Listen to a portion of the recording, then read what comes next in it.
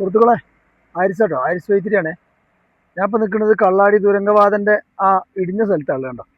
അപ്പോൾ എല്ലാവരും ഈ വീഡിയോ മാക്സിമം കാണണം. ഇതിൽ അവസാനം വരെ കാണുന്നവർക്ക് ഒരു പാഠം ഉൾക്കൊള്ളാനുണ്ട് കേട്ടോ. ഞാനിപ്പോൾ നിൽക്കുന്നത് ആ CCTV കണ്ട ആ മണ്ണൊക്കെ വന്ന സ്ഥലത്താണ് ഇപ്പോൾ ഞാൻ നിൽക്കുന്നത്. അവിടെ കണ്ടില്ലേ, ഗ്രൗണ്ട് പോലെ ആ റോട്ടിലത്തെ മണ്ണ് മൊത്തം താഴേക്ക് തട്ടി അവിടെ ലെവലാക്കിയിട്ടുണ്ട്. ഇവിടെ ഒരു പള്ളിയോ മറ്റോ ഉണ്ട്, ഞാൻ വീട് പോയിട്ടുണ്ട്. ആ മഞ്ഞ ബോർഡ് കാണുന്നതാണ് ഹോട്ടൽ. അവിടേക്കാണ് പിന്നെ ലോറി വന്ന് ഇതാണ് വീഡിയോ എല്ലാവരും കണ്ടത്. അപ്പോൾ അതിൻ്റെ വിവരം പറഞ്ഞുതരാം. ഒരു ഇറ്റാച്ച് കണ്ടോ നാശമായി കിടക്കുന്നത്. അതേമാതിരി തന്നെ കുറേ സാധനങ്ങളും മെഷീനുകളൊക്കെ കംപ്ലൈൻ്റ് ആയി, കുറേ നാശനഷ്ടം ഉണ്ടായി. ഇതൊരു ഭീകരമായ ഒരു സംഭവമാണ്. ഇവിടുന്ന് നോക്കുമ്പോൾ കണ്ടില്ലേ, നേരിട്ട് കണ്ടാലാണ് അതിൻ്റെ ഭവിഷ്യത്ത് മനസ്സിലാവുള്ളൂ. ആ പ്ലാസ്റ്റിക് ഇട്ട മണ്ണ് പിന്നെ വലിയ പ്രശ്നങ്ങളൊന്നും കാണില്ല. കുറേ പായ് വാങ്ങി ഇട്ടിട്ടുണ്ട്, ഒന്നും ആയിട്ടില്ല കണ്ടോ. നല്ല ഹൈറ്റുള്ള പാലാണിത്. മൊത്തം വേസ്റ്റ് സാധനങ്ങൾ മൊത്തം വന്നടിഞ്ഞിട്ടുണ്ട്. എന്തായാലും 8 ആളാണ് ഈ ദുരന്തത്തിൽ മരിച്ചത്.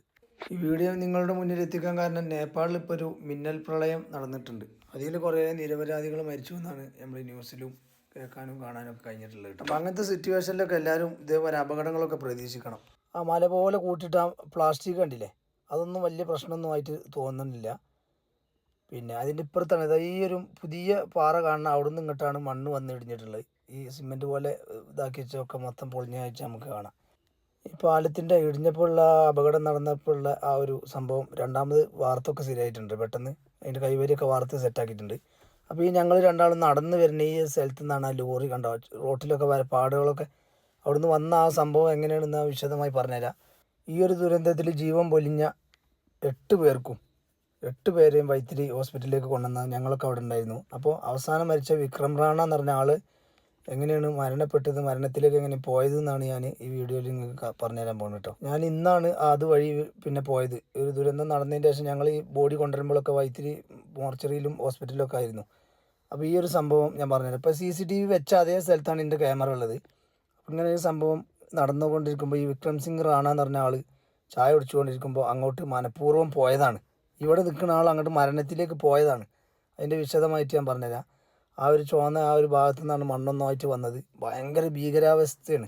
നമ്മൾ വീഡിയോയിൽ കാണണമായിരുന്നല്ല, നേരിട്ട് കാണുമ്പോഴേ മനസ്സിലാവുള്ളൂ. കണ്ടില്ലേ, ആ സിമെൻറ്റൊക്കെ മൊത്തത്തിൽ ഇങ്ങനെ അതിങ്ങനെ മൊത്തം ഇടിഞ്ഞിങ്ങോട്ട് പോകുന്നതാണ്.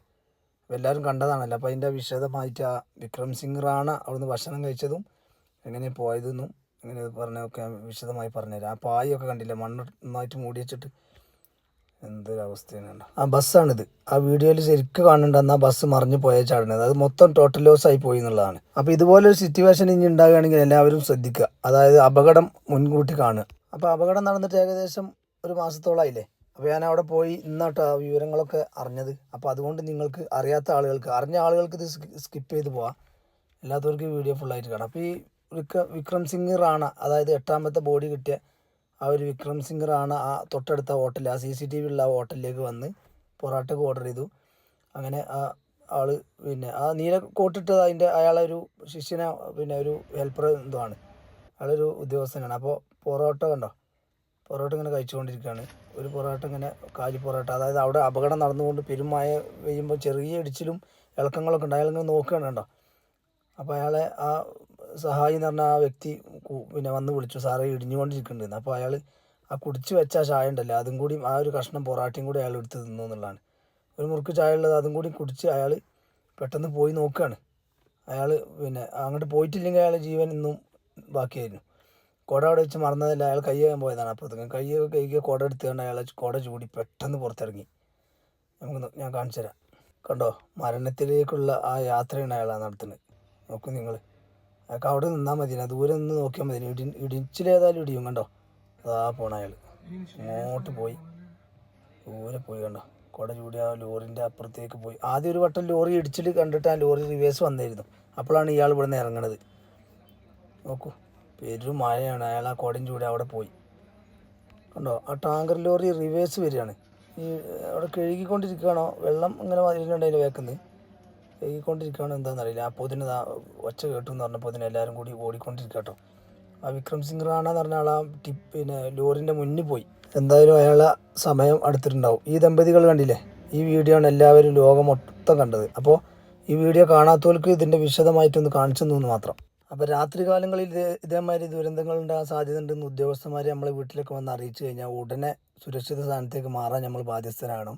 നമ്മൾ അവിടെ ആ സ്ഥലവും വീടും കെട്ടിപ്പിടിച്ച് നിൽക്കരുത്. അതേപോലെ തന്നെ പകൽ ഒക്കെ ആണെങ്കിൽ ഇത് കാണാൻ വേണ്ടിയിട്ടും ഒക്കെ ഉള്ളത് എന്താ സംഭവം എന്ന് അറിയാൻ വേണ്ടിയിട്ടുള്ളൊരു ആകാംക്ഷ ഉണ്ടാവും.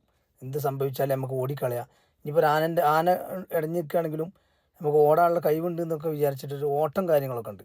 അപ്പോൾ അതൊക്കെ ഉണ്ട് ഒഴിവാക്കുക എല്ലാവരും. ഇതുപോലെ ഈ ദുരന്തത്തിൽ പെട്ട ആളുകളൊക്കെ പിന്നെ ഇതേമാതിരി തന്നെ നമുക്കൊന്നും പറ്റില്ല, ഓടാൻ കഴിയുമെന്നൊക്കെ വിചാരിച്ച് നിൽക്കുന്ന ആളുകൾ തന്നെയാണ്.